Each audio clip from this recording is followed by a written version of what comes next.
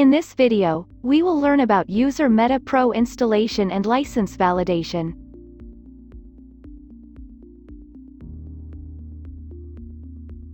At first, sign up your account with User Meta Pro.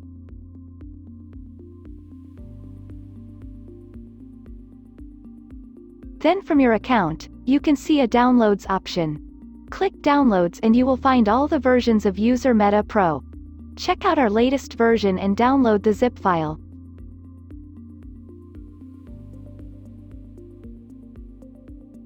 Go to Plugins, Add New from Admin Panel.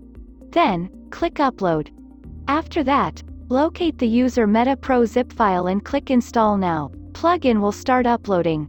After complete uploading, click Active Plugin button.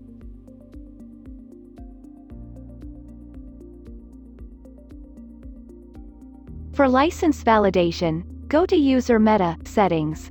Then put your email and password in the User Meta Pro account information section. After that, click Validate button. It will validate your license and unlock all Pro features. This way, you can install and validate User Meta Pro. Thank you for watching.